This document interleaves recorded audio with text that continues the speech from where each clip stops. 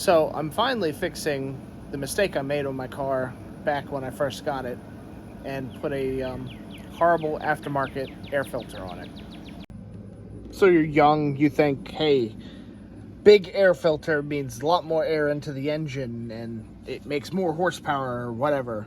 But what they don't tell you is where it sets in the engine matters.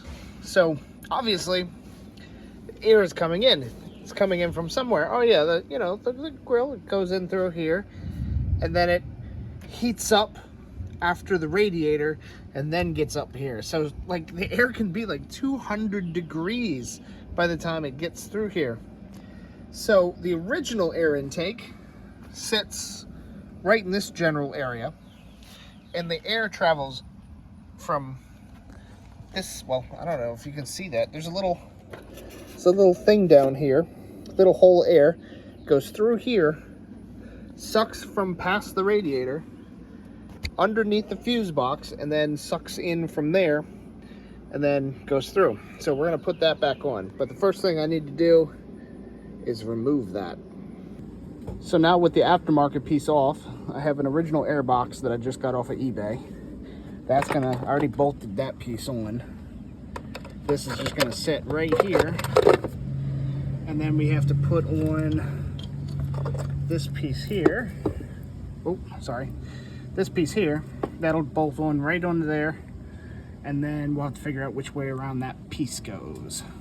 Point out there is a gasket that goes right here. So it is gonna be a little important. I'm pretty sure that's the correct way that pipe is supposed to go. It doesn't have an arrow or anything, but it seems to work out fine. Then I have a brand new STP air filter that's going in, and we'll give it a test. So there we have it. The engine's still a little warm and it's starting to rain, so I'm not going to do too much more today. But I'll take a test drive probably tomorrow. I am going to muddy my results though, because I plan on changing the spark plugs as well. I know I'm running a little bit out of light here, but I'm going to try to change the spark plugs if the coils will decide to pop up. These I've been struggling with. Originally Napa Gold, or whatever they were. They were bought from Napa. They, even though I've lubricated them, they are hard to get off the spark plug. So I've got a spare pair just in case, but it's like deep down in the bottom of a pile. So we'll see. I got Bosch double iridium spark plugs just because that's what I found at AutoZone. They are gapped to 0.043. So let's see if I can get this to pop off. Right, first one's off.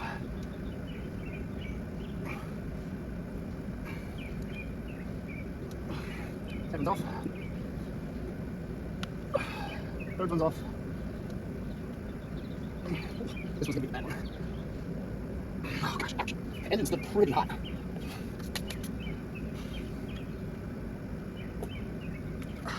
Alright, all of them are intact. I should have done first, taken the negative terminal off the battery. So I'll do that in a second. I'm gonna inspect each one of those holes, make sure that there's nothing down in there that when I pull the spark plug out would go down into the pistons.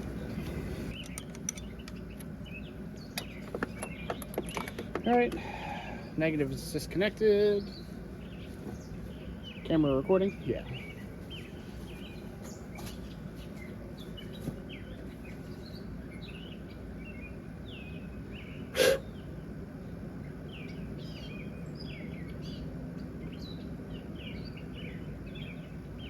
That doesn't look great. There was a little bit of crud down in the bottom. Now that's not super surprising considering the valve cover was leaking for quite some time. I got that as cleaned up as I can. I'll probably spend an hour just trying to do that. But I'm pretty sure we're good to go now. So we're gonna loosen these guys up. Lefty loosey.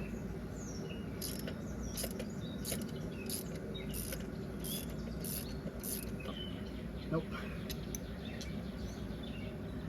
think this is the same size.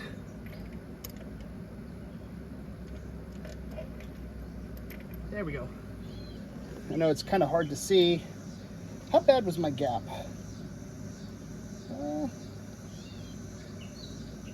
It's a little small, actually. Oh, the little rubber thing popped out. Some sort of auto light plug. I'll have to look that up later.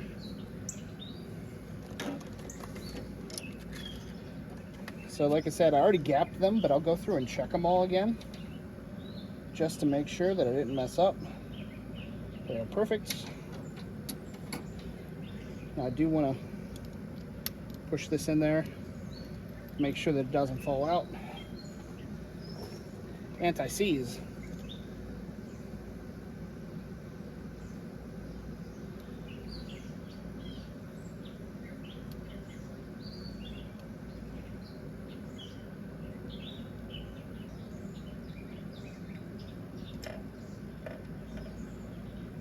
Just loosely get that in there.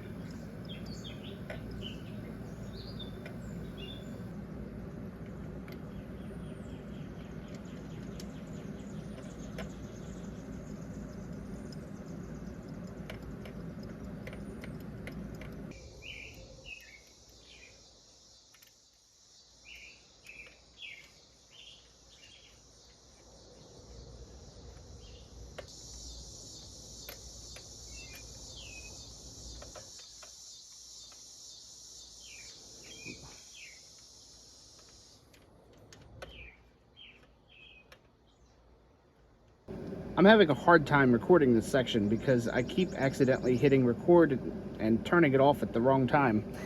But the other day when I did this was my setup. I torqued it down to 13 foot-pound. The manual and instructions online say 15 to 18, but if you're using anti-seize lubricant, it's a lubricant. It's going to make it easier to torque down. So 13 pounds is what the internet suggests for these spark plugs because it's lubricated. That being said, a lot of the spark plugs apparently already have some sort of anti-seize lubricant on them, so take that as you will. But when you're pressing these down, once you got the spark plugs torqued down, you just got to make sure they have a little click to them.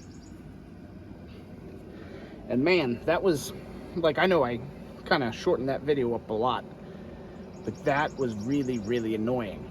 So my spark plug socket here, the little rubber piece on the inside, like, it's going bad. I've used this a good amount. So I could not get the spark plug to hold.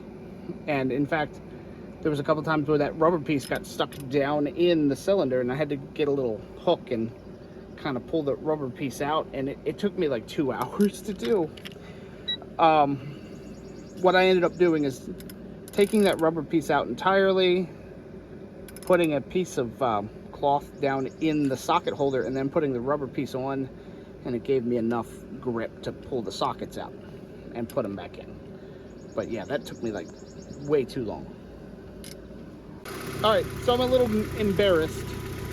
I was going to give you the first turnover, and I accidentally hit record, or I turned off the recording, but it started right up. Like, this is actually was one of the fastest startups I've had. Like, I expected to turn the key and it take a minute, but it did not. So just to recap, air filter, air box, stock air box gives me actual cold air from here rather than hot radiator fan, and brand new spark plugs, gapped properly, dielectric, anti-seize, torqued to the specifications that I am aware of, and what, well, it should be fine. But we'll give it about 15 minutes, just make sure that it gets reset, because when you unplug the battery on these older cars, it resets the computer, redoes the miles per gallon, that sort of thing. So I'll give it a test ride in a couple minutes. So it's about 90 degrees out. I just got back from doing a test drive. I I can say that it is a little different with the stock air filter than the Ram air filter. I will notice, or I did notice, that it takes a little bit more throttle to actually get accelerating, which makes sense. But the idle seems a lot smoother. That being said, it did stall once when the engine was finally heating up, and I kind of knew that was going to happen. I had the air conditioner running. I was kind of forcing it to a position where it would, and basically when I slowed down to stop at a stoplight, it did stall out with the air conditioning running. So, easy fix. I let the car heat up all the way, and then I checked the idle speed. Now, it was probably about 610. I think stock it's supposed to be 650 RPM, and I went ahead and set it to about 740. Basically, I just kept adjusting it until it seemed smooth at idle while driving. So it took me about 3 times before I got it right. But it seems to do very good now. Now in this car, to adjust the idle, there's a little spot right here that has like a flat head.